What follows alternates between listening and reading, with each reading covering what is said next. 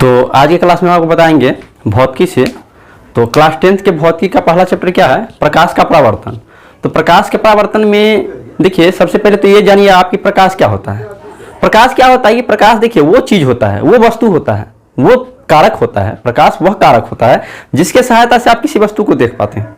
अगर आपको पूछा कि प्रकाश क्या होती है तो आप क्या कहिएगा? प्रकाश वह कारक होते हैं जिसके सहायता से हम किसी वस्तु को देख पाते हैं। मान लीजिए कोई वस्तु को आपको देखना है, किसी वस्तु को देखना है तो अंधेरा में नहीं देख पाते। अंधेरा में क्यों नहीं देख पाते हैं? क्योंकि उस समय प्रकाश ही नहीं होता है। देखने के लिए आपको सिर्फ आंख की आवश्यकता नहीं होनी चाहिए, प्रकाश भी होना चाहिए। किसी चीज को देखने के लिए आपको प्रकाश भी उतना ही जरूरी है जितना आपको आंख जरूरी है। तो इस प्रकार से प्रकाश वह कारक है जिसकी सहायता से आप किसी वस्तु को देख पाते हैं।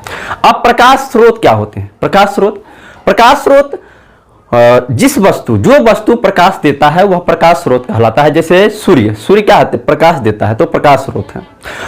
प्रकाश स्रोत ही प्रदीप्त वस्तु होता है। आपको यह भी पूछ सकता है प्रदीप्त और अप्रदीप्त वस्तु कौन होते हैं? तो प्रदीप्त और अप्रदीप्त वस्तु कौन होते हैं? तो जो वस्तु, जिस वस्तु से प्रकाश उत्सर्जित होता है उसे प्रदीप्त वस्तु कहते हैं, और जिस वस्तु से प्रकाश उत्सर्जित नहीं होता है उसे अप्रदीप्त वस्तु कहते हैं। तो इस प्रकार से प्रदीप्त और अप्रदीप्त वस्तु हो गया।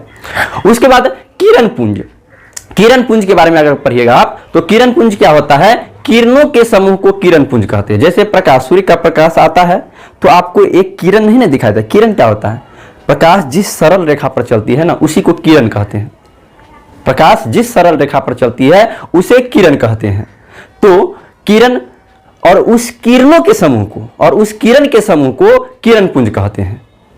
उस किरणों के समूह को क्या कहते हैं? किरण पुंज कहते हैं। देखिए, किरण आपको सरल रेखा टाइप से दिखाई नहीं देगा, क्योंकि प्रकाश मान लीजिए किरण है और वो हर किरण आपस में सटा हुआ है तो क्या होगा कि एक प्रकार से प्रकाश दिखाई देता है।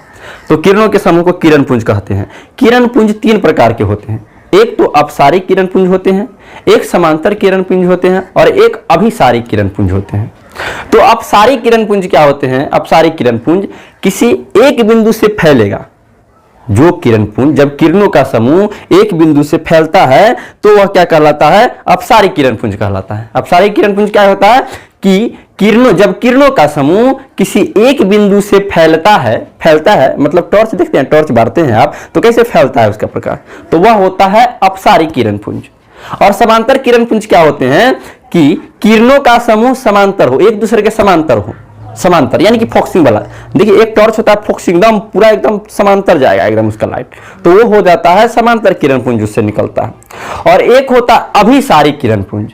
तो अभिसारी किरण पुंज क्या होता है कि वैसा किरण पुंज जब किरणों का समूह किसी एक बिंदु पर आकर मिलता है, जब किरणों का समूह किसी एक बिंदु पर आकर के मिलता है तो वह क्या कहलाता है? अभिसारी किरण पुंज कहलाता है। तो इस प्रकार से किरण पुंज हो गया। अब आगे बढ़ेंगे पदार्थ के बारे में।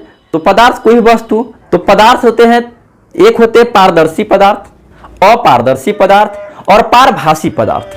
अगर आपको पूछेगा पारदर्शी पदार्थ, पारभासी पदार्थ, अपारदर्शी पदार्थ क्या होते हैं तो क्या बताइएगा? पारदर्शी क्या होता है? जिस पदार्थ से प्रकाश आर पार हो जाए, जिस पदार्थ से प्रकाश आर पार, इस पार से उस पार हो जाए तो वह पारदर्शी पदार्थ कहलाता है। जैसे मान लीजिए वायु, हवा भी एक प्रकार का पदार्थ है, तो उससे प्रकाश क्या होता है? आर पार चला जाता है।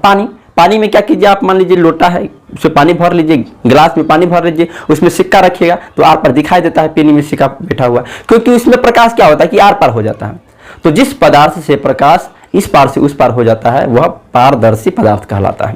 पारभासी क्या होता है कि वैसा पदार्थ जिससे होकर के प्रकाश का कुछ कण आर पार हो जाता है।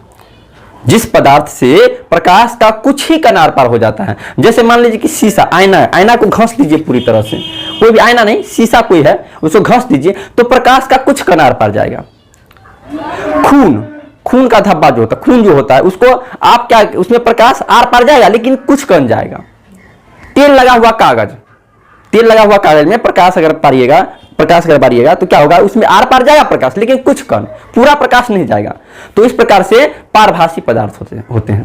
और पारदर्शी पदार्थ क्या होते हैं कि जिस पदार्थ से प्रकाश आर पार नहीं जाता है, जिस पदार्थ से प्रकाश आर पार नहीं जाता है वह अपारदर्शी पदार्थ कहलाता है। जैसे ईंटा, पत्थर है, बेंच, डेस्क, ये सब क्या है? अपारदर्शी पदार्थ है। तो इस प्रकार से पदार्थ हो गया। अब अगला क्लास में हम आपको बताएंगे प्रकाश का परावर्तन। प्रकाश का परावर्तन क्या होता है। तब तक के लिए जय हिंद।